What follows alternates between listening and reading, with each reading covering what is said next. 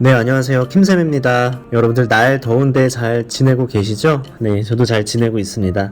오늘은 너무 날씨도 덥고 해서 촬영하기도 힘들고, 그래서 이제 목소리로만 여러분들에게 간단하게 티스토리 관련해서 설명을 좀 해드리려고 합니다. 수익형 블로그인 티스토리를 운영하시는 분들의 관심사는 어떻게 하면 티스토리의 애드센스 수익을 높일 수 있을지에 대한 그런 고민들을 많이 하실 텐데요. 오늘은 수익률을 높이는 키워드 추출 방법에 대해서 한번 알아볼까 합니다. 자, 수익률에 영향을 주는 몇 가지 조건이 있습니다.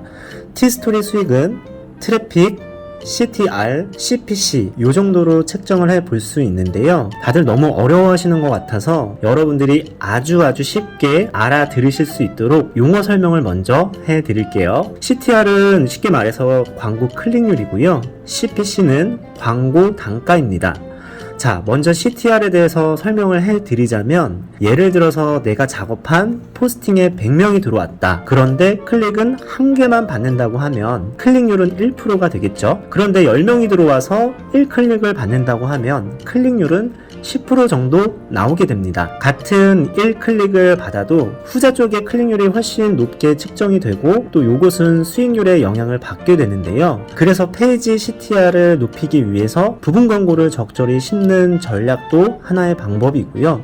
그렇다고 또 너무 많이 심게 되면 무료 클릭으로 제한을 받을 수 있기 때문에 요건 본인이 알아서 잘 조율을 하시면 될 것 같고요. 두 번째는 CPC 광고 단가입니다. 자, 예를 들어서 방문자 1000명이 들어오는 포스팅에 100클릭이 나와서 $10가 나고, 다른 하나는 하루 방문자 100명이 들어와서 $100가 나온다면 우리는 어떤 방향을 선택하면 좋을까요? 실제로 그렇습니다.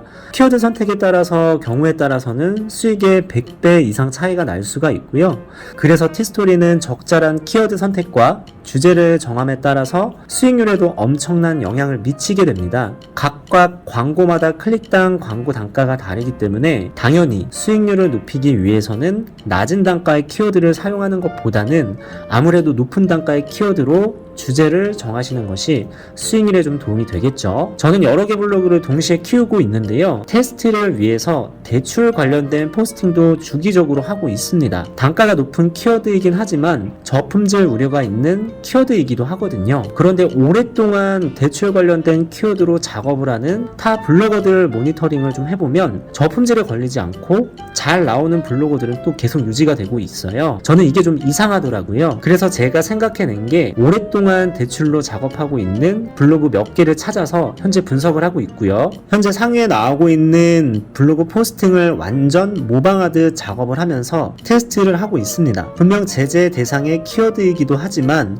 우리가 모르는 내용 안에 들어가지 말아야 될 단어나 어떤 내용들이 들어가서 저품질 영향을 받을 수도 있기 때문에 일단 여러 개의 블로그 중 하나의 블로그에 이렇게 테스트를 하고 있고요. 근데 여러분들 가급적이면 이 키워드로는 저는 추천을 드리고 싶지 않고요. 저는 사실 본업이 따로 있고 또 블로그를 여러 개를 테스트를 하고 있기 때문에 하나 저품질이 와도 크게 상관이 없습니다. 하지만 여러분들은 부업으로 운영을 하고 있는 분들이 대부분이기 때문에 피부 성형, 대출, 보험 이런 키워드들로 작업을 하셨다가 저품질이 나면 수익이 완전히 끊기게 될 수도 있잖아요. 지극히 조심하셔야 됩니다. 자, 그렇다면 방법이 없을까요? 자, 잘 조회해보면 그 이상 높은 단가의 키워드들도 상당히 많이 있습니다. 자, 이건 제가 하는 방식이고요. 정답은 아닙니다. 참고하셔서 키워드 추출하시는데 도움이 되시라고 좀 조언을 해드리려고 하는데요. 자, 높은 단가의 키워드가 어떤 건지 우선적으로 확인을 해보셔야 됩니다. 이거 굉장히 중요합니다. 자, 구글에서는 해당 포스팅과 연관된 광고를 복불복으로 송출을 시켜주고 있습니다.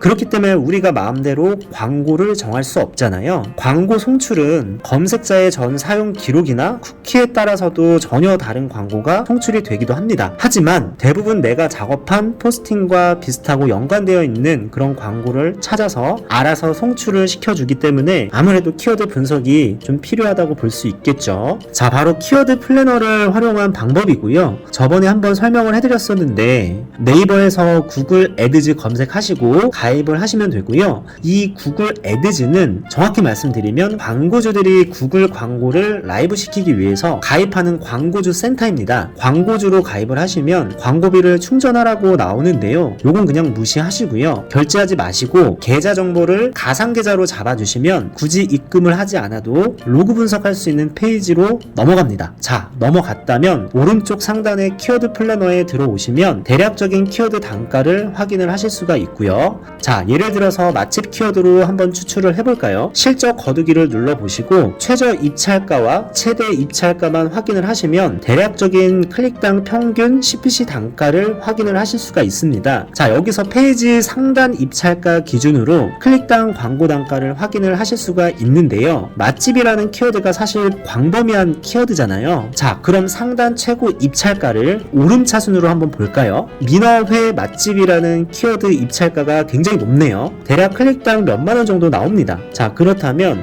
키워드 주제를 맛집으로 광범위하게 잡는 것보다 회를 추가시켜서 회 맛집 키워드로 잡는 게 훨씬 더 높은 단가의 광고가 붙을 확률이 높겠죠. 그러나 우리가 회 맛집이라는 키워드로 주제를 정하더라도 구글에서 광고를 송출을 할 때 비슷하고 연관된 광고로 송출이 되기 때문에 똑같은 회 맛집 관련된 광고로 송출이 될 수도 있지만 전혀 다른 음식의 광고가 나올 수도 있습니다.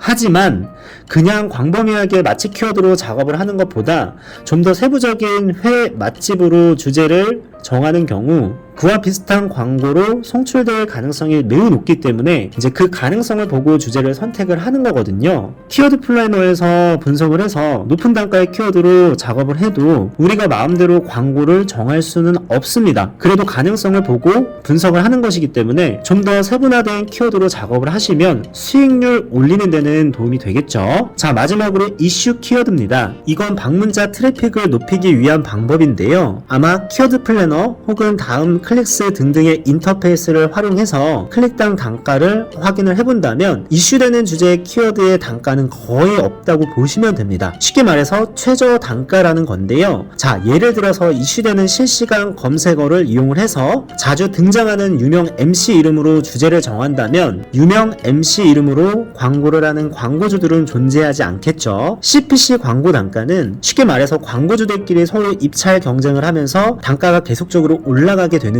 이슈되는 키워드로 본인의 상품이나 가게를 홍보하는 광고주들은 없잖아요. 그렇기 때문에 송출되는 광고나 단가가 서로 다 복불복이고 전체적으로 낮은 단가의 광고가 달릴 수 있다는 단점은 있으나 방문자 트래픽을 늘리기 위한 하나의 장점이 되기도 합니다. 자, 이 방법은 방문자를 극대화시키는 데 도움이 되지만 당연히 아까 말씀드린 페이지 CTR, 즉 광고 클릭률이 어느 정도 나와줘야 수익이 좀 나올 수가 있습니다. 클릭률이 적다면 오히려 많은 방문자 트래픽이 수익률 저하에 영향을 줄 수가 있습니다. 이 방법으로 포스팅을 하실 때는 전략을 잘 세우셔서 또 부분 광고를 적절하게 심어주시고 반드시 클릭률에 신경을 써주시는 게 좋겠죠. 자, 간단하게 구글 애드센스 키워드 추출에 대해서 설명을 좀 해드렸는데요. 아직 용어나 애드센스 광고에 대한 이해도가 부족하신 분들이 있다면 이 영상이 어느 정도 감을 잡는 데 도움이 되셨으면 하네요.